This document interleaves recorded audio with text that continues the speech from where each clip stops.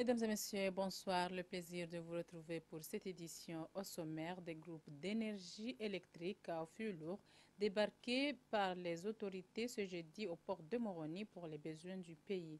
Renforcement des mesures phytosanitaires par les autorités pour la santé de la population.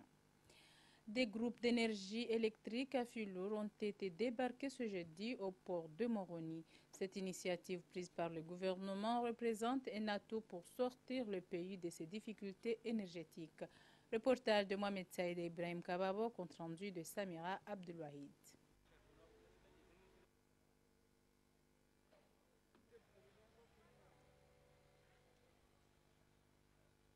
Des groupes d'énergie électrique à fioul lourd ont été réceptionnés par les autorités comoriennes.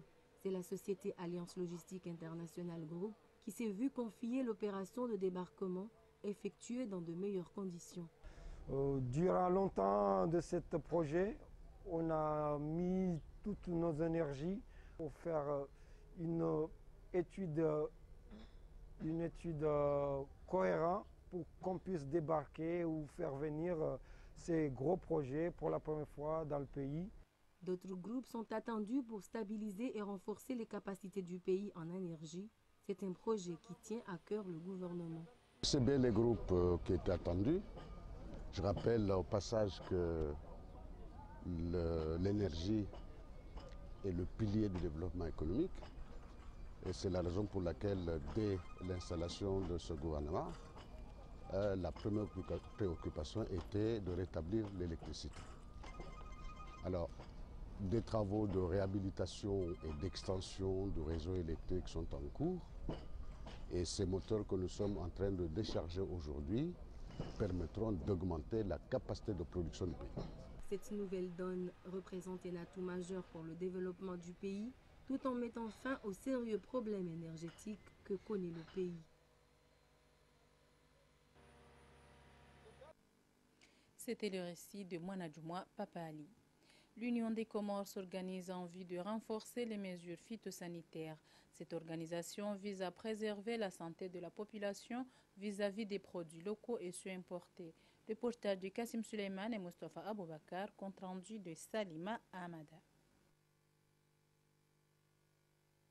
L'Union africaine a décidé d'accompagner les Comores afin de renforcer les normes de contrôle phytosanitaire des produits destinés à l'exportation et ceux importés. C'est de cette façon seulement que les autorités pourront arrêter la propagation des maladies qui détruisent la santé de la population. D'autant plus que les Comores s'apprêtent à accéder à l'OMC, il est donc urgent qu'un comité d'études soit mis en place afin d'atteindre cet objectif. J'attends donc de cet atelier, donc de 3 jours d'atelier, la mise en place d'un organe, donc on va appeler comité national, pour s'occuper de tout ce qui est espèces au niveau national. Quand je parle d'espèces, c'est vraiment les mesures sanitaires et phytosanitaires. Alors, en tant que pays déjà en voie d'accession à l'OMC, il y a des structures qui sont recommandées, notamment la mise en place d'un organe au niveau national qui va s'occuper de tout ce qui est espèces. Et cet organe doit regrouper effectivement toutes les parties prenantes, donc le secteur privé et le secteur public. Je pense que déjà par rapport à ce qui a été fait en termes d'évaluation, en termes d'appui technique dans le domaine espèces, nous sommes en mesure justement, en plus donc des structures qu'on va mettre en place et donc de l'application de certaines lois et de certaines mesures, pouvoir accéder donc à l'Organisation mondiale du commerce et aussi assurer la consommation de tous les Comoriens. Comme je l'ai dit, le commerce des denrées alimentaires doit être réglementé au niveau national comme au niveau international. Nous avons ce qu'on appelle les contrôleurs phytosanitaires. Eux, ils sont basés dans les frontières. C'est-à-dire, quand vous allez au port, il y a un contrôleur phytosanitaire, à l'aéroport, de même. Donc, ce rôle, justement, c'est de contrôler, parce que tout produit alimentaire doit être accompagné d'un certificat phytosanitaire. L'Union africaine, BIRA, qui s'occupe de cette question, est présente dans plusieurs pays africains afin de stabiliser la situation. En se mettant aux normes et en étant informé au jour le jour des exigences aussi bien au niveau national qu'au niveau international. Et les produits ne seront pas, parce que le plus souvent, des produits arrivent, font le transport, arrivent dans le pays de destination, et parce que pour un manque du certificat d'origine, comme exemple, ce produit est rejeté. Et c'est une perte sèche pour ces importateurs. Également, les infrastructures rurales et capacités liées au commerce pour améliorer l'accès au marché. Il faudrait de plus en plus également encadrer, renforcer les capacités des acteurs, des petites et moyennes entreprises. Non? À la fin de cet atelier, un comité restreint sera mis en place et aura pour mission l'exécution d'une feuille de route adaptée. Dr Mohamed Nadifa, membre de l'association Suhanjema en France, a fait don ce lundi à Moroni de matériel médical en faveur des centres hospitaliers El Marouf. Ce don combien salutaire permettra au personnel de cette institution de travailler dans de meilleures conditions. Reportage d'Ahmed Abdallah et Ahmed Nassor, compte rendu de Samira Abdelwahid.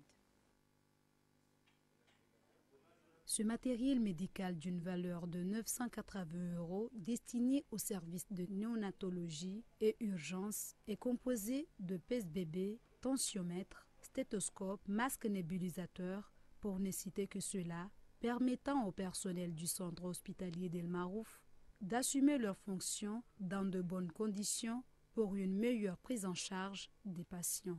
On a décidé d'emmener du matériel à l'hôpital El Marouf, ça fait la deuxième fois. Donc on l'a déjà fait l'année précédente, donc on a décidé de recommencer cette année. Pourquoi on a décidé d'emmener du matériel? Parce qu'on est emmené à venir souvent aux Comores. Toute notre famille est basée aux Comores. Donc quoi qu'il arrive, si demain j'ai un membre de ma famille qui est malade, il viendra forcément à El Marouf. Moi je suis docteur, du coup j'ai l'habitude de venir. Je sais qu'il y a quelques appareils qui manquent. C'est pas grand chose, hein, mais on sait que par exemple, juste un pèse-bébé, ça peut changer, c'est toute une différence, ça peut jouer sur la sortie d'un enfant. C'est des petites choses qui font que c'est essentiel en fait. Du coup, certes, ils ne les ont pas, et puis nous qui sommes à Paris, nous sommes comoriens. Du coup, on s'est vu, pas dans l'obligation, mais de venir en aide en fait à l'hôpital El Marouf. Les bénéficiaires ont affiché une note de satisfaction à l'endroit de l'association Suhanjema. Je donne un conseil aux praticiens de ce matériau d'essayer de les utiliser avec efficacité, mais de ne pas les jeter par terre parce que ce sont des matériaux qui coûtent trop cher, ce sont des matériaux qui sont nécessaires pour la prise en charge de nos patients. Donc je passe un message, nous les responsables on est là, on va éveiller pour que ce matériel ait de viabilité pour leur utilisation. Pour un soin de qualité aux malades, le major des urgences appelle le personnel à prendre soin de ce matériel, lui permettant d'exercer à bon escient ses responsabilités. Autre volet de cette actualité, les vedettes de fortune qui auparavant assuraient les navettes entre les îles sont interdites par les autorités compétentes de se livrer à ce genre d'activité génératrice de revenus pour cause d'insécurité. Reportage d'Oben Rachid et Mustafa Aboubakar. Le trafic maritime des Kwassa entre Chindini et Moéli a fait l'objet d'un débat au niveau national. Après l'émotion suscitée par le dernier naufrage qui a causé le décès du directeur régional de la police à Mali, les autorités n'ont pas tardé à prendre des décisions pour l'interdiction d'embarquer des passagers dans des Kwassa entre les îles. Le cadre de la sécurité maritime et le respect de la convention SOLAS qui préconise la sauvegarde de la vie humaine. Nous avons des problèmes de perte de la vie humaine dans la ligne Chindini-Moéli et nous avons décidé d'arrêter les Kwassa-Kwassa, c'est-à-dire d'embarquer des gens dans les Kwassa-Kwassa vers la ligne. Le rôle du gouvernement présenté par le ministère du Transport, c'est de chercher des solutions fiables aux problèmes posés. L'autorité portuaire des Comores appelle l'adhésion de la population pour accompagner ces mesures et leur respect pour les habitants des localités concernées. Nous appelons à l'adhésion de la population de nous accompagner à cette dynamique de voir la diminution de cette perte de vie humaine qui s'accroît tous les jours. Jour au jour, s'accroît et puis on envisage de transférer des officiers compétents de Moroni vers Mouéli pour renforcer cette dynamique. Il nous attend à être audité et les ports de l'Union des Comores. Et on est aux préparatifs. Si nous laissons une perte de vie humaine comme ça, alors que nous voulons consolider la sauvegarde de la vie humaine, je ne sais pas comment vont dire l'OMI lorsque notre mission, c'est la sauvegarde de la vie humaine et la sécurité maritime. Le ministère des Transports au niveau national prendra de nouvelles mesures pour éradiquer ces fléaux qui ne cessent de prendre de l'ampleur et qui mettent en péril la vie des Comoriens.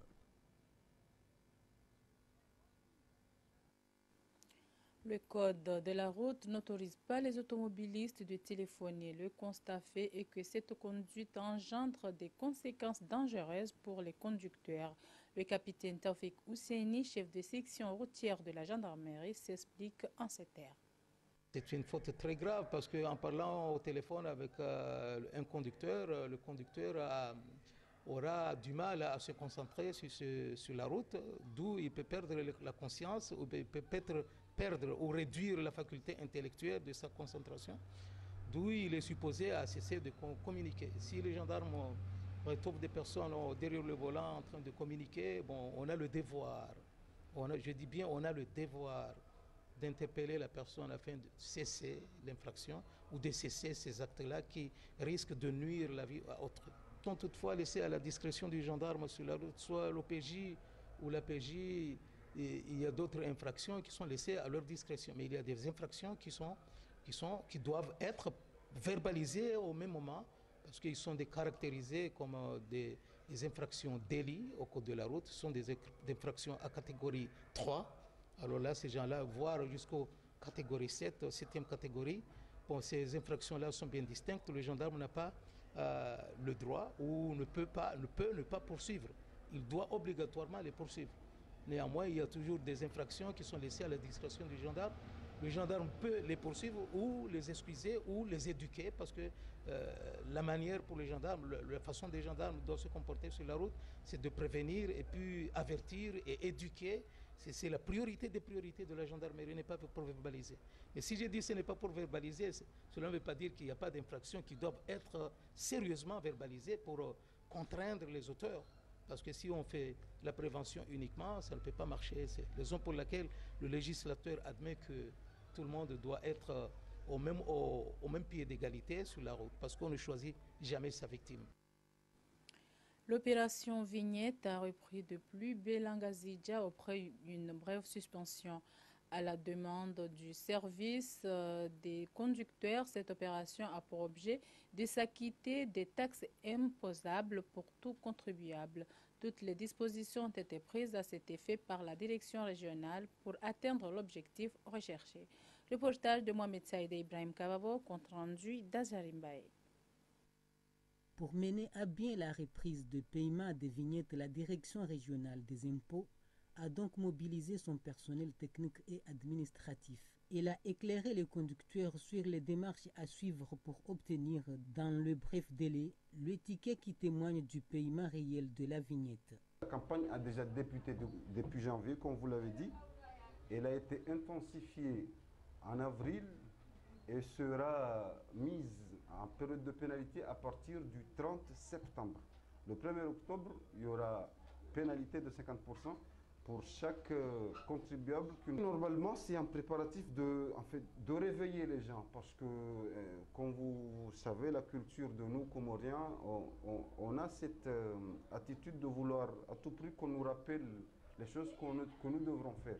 On l'a dit et redit, mais on a l'impression que ça n'a pas suffi. Maintenant, il va falloir qu'on envoie notre armée de recouvrement sur les routes Serna-Moroni pour réveiller les gens, leur dire qu'il vous reste seulement 1 mois et quelques jours avant que pénalité s'opère. Une telle opération demande une collaboration entre les conducteurs et la direction régionale des impôts pour que le travail se passe dans de meilleures conditions. Aux contribuables pour la vignette que maintenant, ils n'ont qu'à venir vite pour payer leur vignette, parce que si on les jusqu'au mois d'octobre, là, celui qui va payer va être pénalisé et va payer encore avec des pénalités, et c'est pas bon du tout, vu que les contribuables sont des partenaires avec les agents de la direction Le régionale paiement des de la impôts. vignette repris C'est cette pourquoi semaine est une on fait suite cet appel-là. d'un bref délai proposé par la Direction générale des impôts.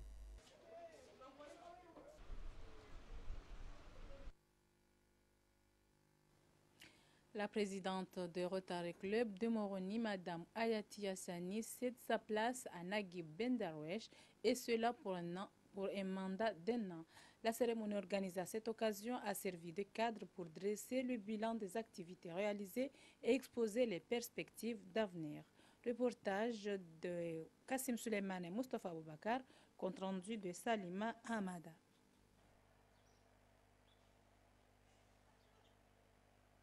C'est la 3e fois consécutive que Naguib Bendarwesh est élu président du Rotary Club de Moroni pour un mandat d'1 an. La cérémonie de passation des colliers a été un moment fort pour les Rotariens pour se rappeler des valeurs, mais aussi de dresser un bref bilan des actions réalisées. Pour la présidente sortante, elle a mis en lumière les principes de Rotary Club, qui est une rotation des responsabilités.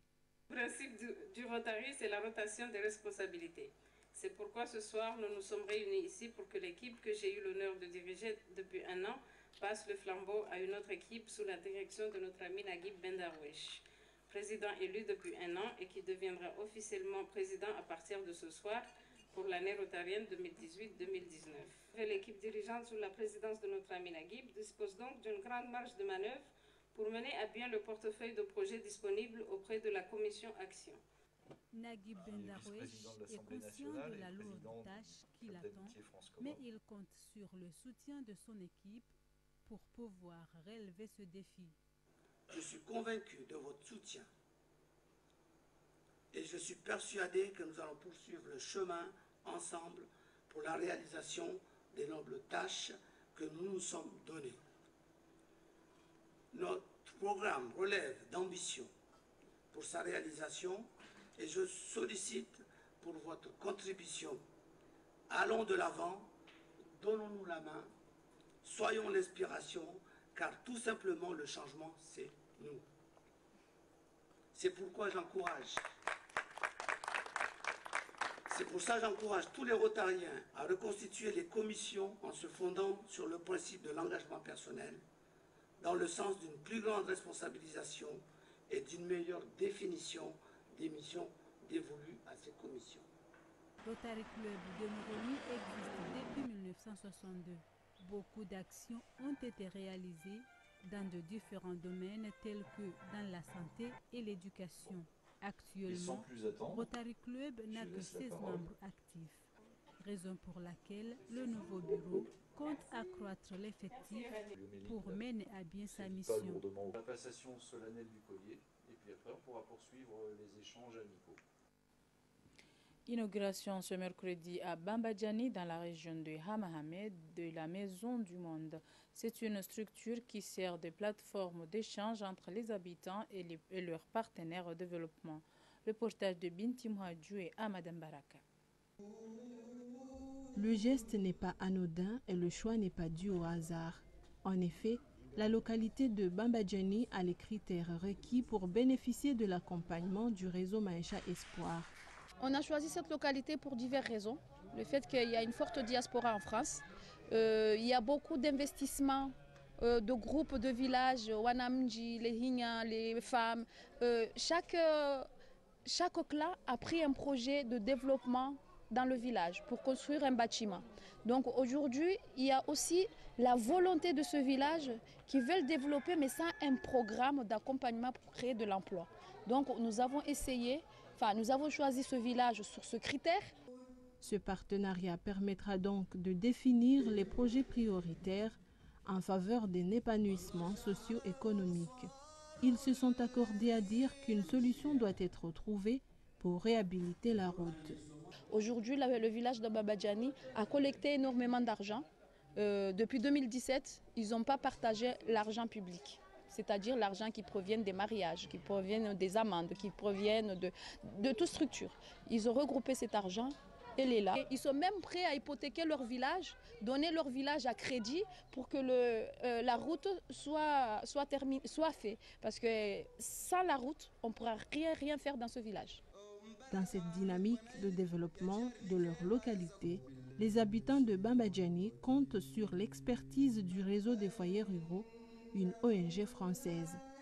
Moi, mon travail, c'est d'accompagner les associations à développer de nouveaux projets.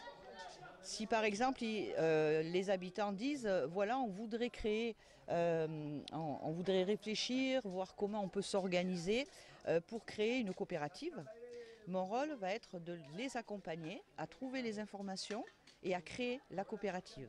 D'accord ? Si une autre association me dit on a besoin de trouver de l'argent parce qu'on a tel projet culturel, mais on n'a pas on ne sait pas comment s'organiser.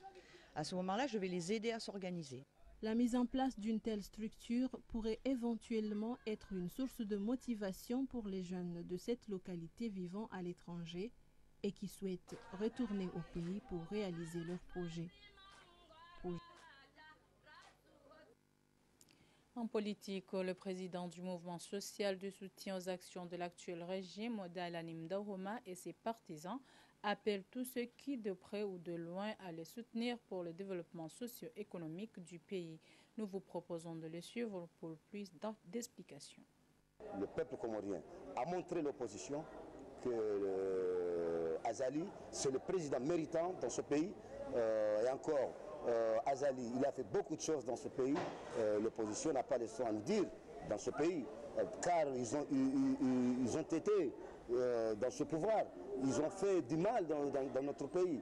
L'opposition, pourquoi aujourd'hui l'opposition veut réagir et par contre le peuple savent bien que Azali, il règne bien le pouvoir. Le peuple aime le président Azali. C'est pourquoi nous, le mouvement MSAG, on est à côté du président Azali, on est derrière du président Azali pour qu'on lui soutenir. Et nous sommes prêts à combattre le combat. Nous vous rappelons les grandes lignes de cette édition. Des groupes d'énergie électrique à fût lourd débarqués par les autorités ce jeudi au port de Moroni pour les besoins du pays. Renforcement des mesures phytosanitaires par les autorités pour la santé de la population. C'est la fin de cette édition. Merci de l'avoir suivi et bonne suite de programme sur ORTC.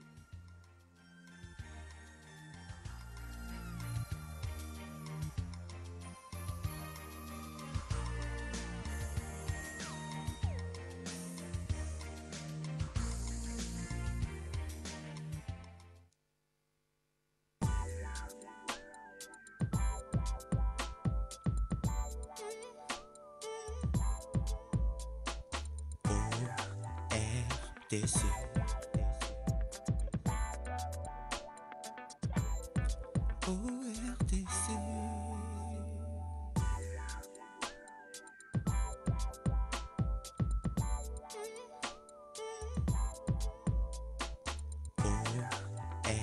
ORTC.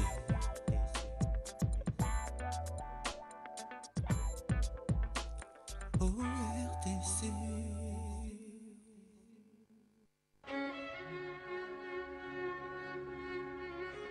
leo ngasimama jananyi harima shepindi sha diasporama ipindi kawo shandaliwa ili shi baliye mafuvi kawo wana wakomo walobonze waraliyewe komoro.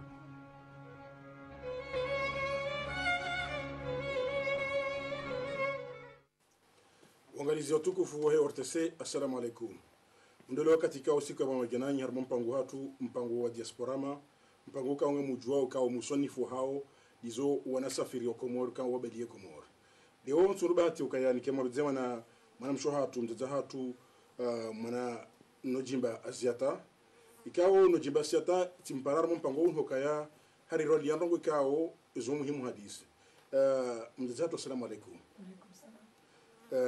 قبل رجال سازن وقت كان زاوكا وسانو جدك لزمبابي ها مختصر mi parano jim asiata mimi tizaba bushi ndazangu bushi babangu mzaju la tsanga tijangu Komoro à l'âge de 4 ans tikaulelo ni kokwa hangu zaju ta jusqu'à l'âge de 15 ans tikajati les faransa قبل رجال نجي harmoa omno fuhe mahadisatu ikan kerim dunga babi izuka wondu manam shwatu yafanyao ngere dunge wajibanjanani